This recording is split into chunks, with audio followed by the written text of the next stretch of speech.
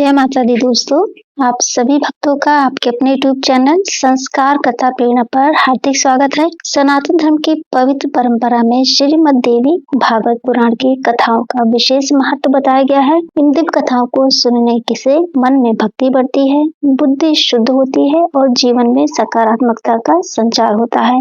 दोस्तों, पिछले अध्याय में आपने सुना था कि दानवों के राजा महिषासुर ने अपने अत्याचारों से देवताओं को अत्यंत पीड़ित कर दिया था।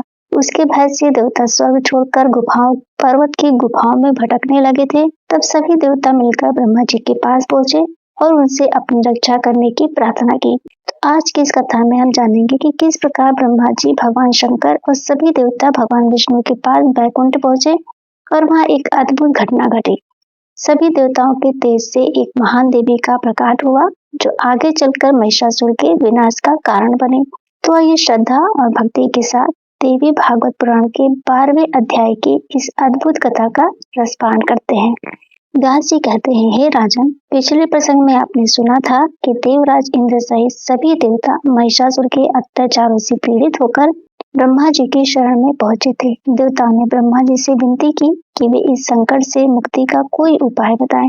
तब ब्रह्मा जी ने गंभीर स्वर में कहा, हे देवताओं, मैं क्या करूं? महिषासुर को मेरे द्वारा दिया गया वरदान ही अब देवताओं के लिए संकट बन गया है।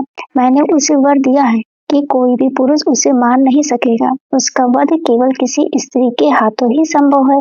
ऐसी स्थिति में मैं स्वयं भी असहाय हूँ। फिर ब्रह्मा जी ने देवताओं से कहा, हे देवताओं, इस समस्या का समाधान केवल एक ही उपाय से संभव है। हम सब लोग कैलाश पर्वत चले, वहाँ भगवान शंकर विराजमान हैं। उन्हें अपना अग्रणी बनाकर हम बैकुंठ लोक चलेंगे, जहाँ भगवान विष्णु निवास करते हैं। उन्हीं के साथ विचार करके इस संकट का समाधान निकाला जा सकता है। ये कहकर ब्रह्मा जी ने अपने हंस वाहन पर सवार हुए और देवताओं को साथ लेकर कैलाश पर्वत की ओर प्रस्थान कर गए। उधर भगवान शिव को ध्यान के माध्यम से पहले ही ज्ञात हो गया था कि ब्रह्मा जी देवताओं के साथ कैलाश आ रहे हैं। ये जानकर वे अपने भवन से बाहर निकल आए और ब्रह्मा जी का स्वागत करने लगे। दोनों महान देवताओं का मिलन अत्यंत प्रेम और सम्मान से हुआ। देवताओं ने भगवान शिव के चरणों में प्रणाम किया। भगवान शिव ने सभी देवताओं को आदर पूर्वक आसन प्रदान किया और स्वयं भी आसन ग्रहण करके ब्रह्मा जी से उनके आगमन का कारण पूछा। भगवान शिव बोले, हे ब्रह्मा जी, आप इंद्र सहित सभी देवताओं को साथ लेकर यहाँ किस उद्देश्य से आए हैं? कृपया इसका कारण बताइए। तब ब्रह्मा जी ने कहा, हे महादेव, दानवों के राजा महिषासुर ने देवताओं को अत्यंत कष्ट दे रखा है। उसके भय से देवता पर्वतों की गुफाओं में छिपकर भटक रहे हैं। यज्ञों में देवताओं के आस्थान पर वही भाग ले रहा है, इसीलिए सभी देवता आपकी शरण में आए हैं। हे शंभु, अब आप ही कोई उपाय बताइए। ब्रह्मा जी की बात सुनकर भगवान शिव मुस्कुराने लगे और बोले, हे ब्रह्मा जी, ये सब आपकी ही कृपा का परिणाम है। आपने ही उसे ऐसा वरदान दिया है कि कोई पुरुष उसे मार नहीं सकता।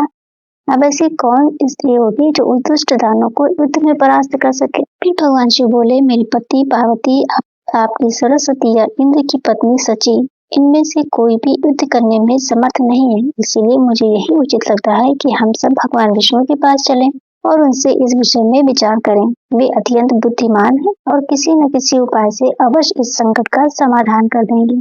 भगवान शिव की ये बात सुनकर ब्रह्मा जी और सभी देवताओं ने सहमति प्रकट की।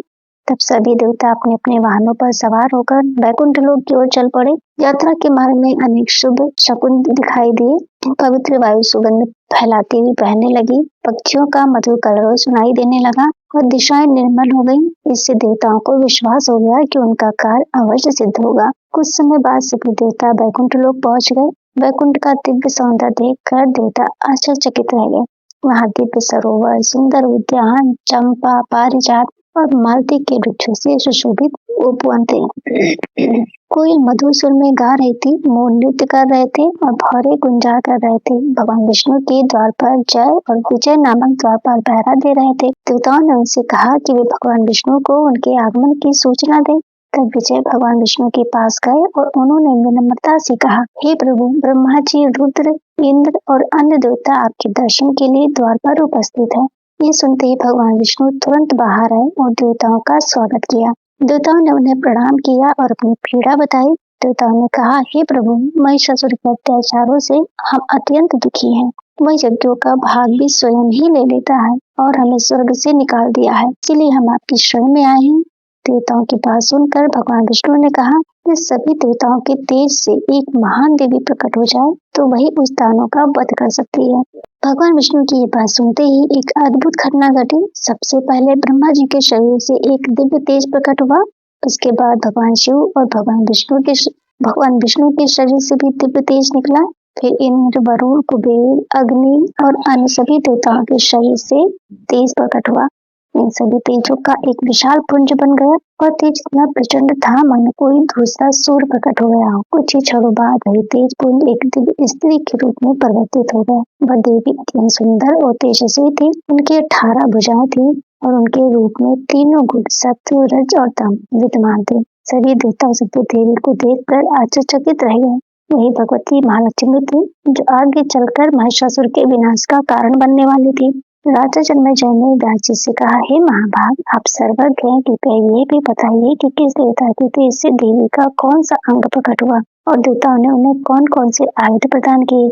व्यास जी बोले, हे राजन, देवताओं ने जिस प्रकार देवी को दिव्य आयुध और आभूषण प्रदान किए उसका वर्णन मैं आपको अगले अध्याय में विस्तार से सुनाऊंगा। तो दोस्तों, यदि आपको ये देवी भागवत पुराण की पवित्र कथा पसंद आई हो तो वीडियो को जरूर लाइक किया करें, शेयर करें और कमेंट में जय माता दी जरूर लिखें। ऐसी ही पौराणिक और आध्यात्मिक कथा सुनने के लिए हमारे चैनल संस्कार कथा प्रेरणा को सब्सक्राइब करना बिल्कुल भी न भूलें। तो फिर मिलते हैं अगले वीडियो में। तब तक के लिए जय श्री कृष्ण दोस्तों।